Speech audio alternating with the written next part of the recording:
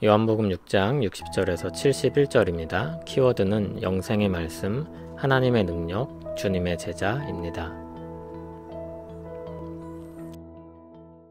제자 중 여럿이 듣고 말하되 이 말씀은 어렵도다 누가 들을 수 있느냐 한데 예수께서 스스로 제자들이 이 말씀에 대하여 수군거리는 줄 아시고 이르시되 이 말이 너희에게 걸림이 되느냐 그러면 너희는 인자가 이전에 있던 곳으로 올라가는 것을 본다면 어떻게 하겠느냐 살리는 것은 영이니 육은 무익하니라 내가 너희에게 이른 말은 영이요 생명이라 그러나 너희 중에 믿지 아니하는 자들이 있느니라 하시니 이는 예수께서 믿지 아니하는 자들이 누구며 자기를 팔 자가 누구인지 처음부터 아심이로라. 또 이르시되 그러므로 전에 너희에게 말하기를 내 아버지께서 오게 하여 주지 아니하시면 누구든지 내게 올 수 없다 하였노라 하시니라. 그때부터 그의 제자 중에서 많은 사람이 떠나가고 다시 그와 함께 다니지 아니하더라. 예수께서 12제자에게 이르시되 너희도 가려느냐? 시몬 베드로가 대답하되 주여 영생의 말씀이 주께 있사오니 우리가 누구에게로 가오리이까? 우리가 주는 하나님의 거룩하신 자이신 줄 믿고 알았사옵나이다. 예수께서 대답하시되 내가 너희 12를 택하지 아니하였느냐? 그러나 너희 중에 한 사람은 마귀니라 하시니 이 말씀은 가룟 시몬의 아들 유다를 가리키심이라. 그는 12 중에 하나로 예수를 팔 자로라. 아멘. 이번에는 예수님께서 제자들에게 가르치신 말씀입니다. 오병이어 사건을 보았던 사람들을 대상으로 가르치셨고 또 가버나움 회당에 있던 사람들을 대상으로 가르치셨습니다. 그리고 이제 제자들에게로 대상이 옮겨지고 있습니다. 제자들이 들어도 예수님의 말씀이 어려웠습니다. 그래서 그들은 서로 수군거립니다. 이 말씀은 어렵도다 누가 들을 수 있느냐? 예수님이 이를 아시고 말씀하십니다. 그런데 내용을 더 쉽게 풀어서 설명을 하시는 것이 아니라 더 어려운 내용에 대해 말씀합니다. 이 가르침이 걸림이 된다면 예수님이 이전에 있던 곳, 즉 하늘로 올라가는 것을 본다면 어떻게 하겠느냐고 말씀합니다. 역사가 흘러서 십자가와 부활 사건 그리고 승천 사건 이후의 사람들에게는 이 말씀이 무엇을 뜻하는지 어렵지 않게 알 수 있습니다. 그러나 당시 제자들에겐 알기 어려운 말씀이었습니다. 십자가 이후 사람들에게도 하지만 믿음이 없으면 모든 것이 걸림이 될 것입니다. 또한 당시 제자들 역시도 그런 것입니다. 믿음은 또 다른 새로운 일들을 믿을 수 있는 근거가 됩니다. 디딤돌처럼 믿음 위에 믿음이 쌓여갑니다. 그러나 첫 번째 디딤돌이 없으면 그 뒤로도 믿을 수 없는 것입니다. 믿음이 있으면 생명을 얻게 되고 믿음이 없으면 걸림이 되는 것입니다. 또 63절에는 살리는 것은 영이며 그들에게 이른 것은 영이요 생명이라고 말씀하셨습니다.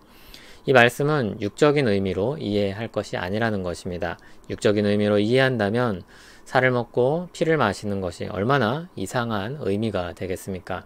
그러나 이 말씀은 영적인 것으로서 성령님이 주시는 것이며 믿는 자들에게 생명이 되는 말씀입니다. 이렇게 말씀하시는 예수님은 듣는 자 중에 믿지 않는 자들이 있다는 것을 아셨습니다. 자신을 팔 자가 있다는 것도 알고 계셨습니다. 그리고 65절에서 다시 말씀하시길 아버지께서 오게 하여 주지 아니하시면 누구든지 올 수 없다고 말씀하셨습니다. 그때부터 제자 중에서 많은 사람들이 떠나가고 다시 함께 다니지 아니하였다고 기록합니다. 어떤 사람들은 예수님을 직접 보면 믿겠다고 하지만 예수님을 직접 본다고 그들의 믿음이 보장되는 것이 아닙니다. 또 다른 이유를 들어가며 믿지 않는 사람들은 결국 떠나게 될 것입니다. 이 말씀은 일부러 사람들을 실족하게 할 만큼 강하게 밀어붙여도 된다는 뜻은 아닙니다. 진리의 말씀이 걸림이 될 수도 있다는 것을 알리고 계신 말씀입니다. 67절을 보면 예수님은 제자들을 향해 말씀합니다. 너희도 가려느냐? 베드로가 앞장서서 대답합니다. 주여, 영생의 말씀이 주께 있사오니 우리가 누구에게로 가오리이까? 우리는 주는 하나님의 거룩하신 자이신 줄 믿고 알았사옵나이다. 가룟 유다를 제외한 다른 제자들은 이 베드로의 말과 같은 마음이었을 것입니다. 그들은 비록 주께서 하신 말씀을 다 이해하지는 못했지만 주님을 믿고 따랐습니다. 그리고 그런 그들의 믿음은 그들을 생명으로 이끌어가게 됩니다. 십자가의 도가 믿지 아니하는 자들에게는 걸림이 됩니다. 믿는 자들에게는 하지만 하나님의 능력입니다. 예수님은 믿음조차도 우리 생각이나 열정이나 의지로 되는 것이 아니라고 말씀하셨습니다. 아버지께서 이끌지 아니하시면 불가능한 것입니다. 이 말씀을 언뜻 들으면 지금 믿음이 없는 사람들에게는 이제 더 이상 가망이 없다는 잘못된 결론으로 이끌려 갑니다. 그러나 거듭 요한복음 전체를 읽어보면, 그리고 성경 전체를 보면 우리 힘으로 할 수 없는 그것을 깨닫고 인정하게 하시고 하나님께 도움을 요청하고 의지하라는 뜻임을 알게 됩니다. 예를 들어서 구약의 선지자들은 경고의 말씀과 함께 회복과 미래의 말씀을 함께 전했습니다. 요한복음에서는 처음부터 가룟 유다가 자신을 팔자임을 아셨으면서도 그를 함께 데리고 다니시며 그로 하여금 모든 복음을 듣게 하시고 예수님의 일들을 보게 하셨다는 것을 우리가 보게 됩니다. 우리는 기본적으로 우리 힘으로 이루려는 마음을 가지고 있습니다. 내가 한다는 것입니다. 마귀의 처음 속삭임이 무엇이었습니까? 하나님처럼 되라는 것이었습니다. 너 자신이 결정하고 너 자신이 하라는 것이었습니다. 그러나 주님의 말씀은 하나님이 하신다 입니다. 그러므로 구원의 은혜를 얻기 위해서 요구되는 것은 자기 부인입니다. 나는 할 수 없다 입니다. 그러나 하나님은 하실 수 있다 입니다. 그렇게 자기를 부인하고 은혜를 구하는 사람들, 주님을 믿고 의지하는 사람들에게 회복과 미래가 있습니다. 생명이 있는 것입니다. 하나님의 능력이 이 믿는 자들에게 나타날 것입니다. 하나님의 능력이 우리에게 필요합니다. 하나님의 은혜가 필요합니다. 그것을 인정하는 것이 시작입니다. 그 인정은 회개가 수반됩니다.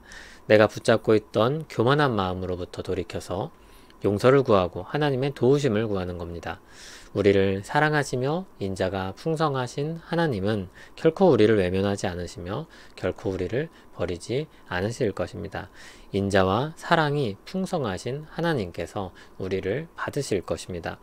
자기를 부인하고 자기 십자가를 지는 것은 이런 맥락에서 볼 때 내가 할 수 없는 일을 주님이 하신다는 신뢰이며 그 하나님을 의지하는 것입니다. 결국 믿음입니다.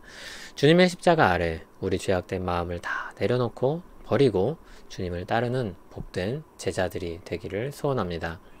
십자가 은혜 아래 우리 죄악된 마음을 다 내려놓습니다.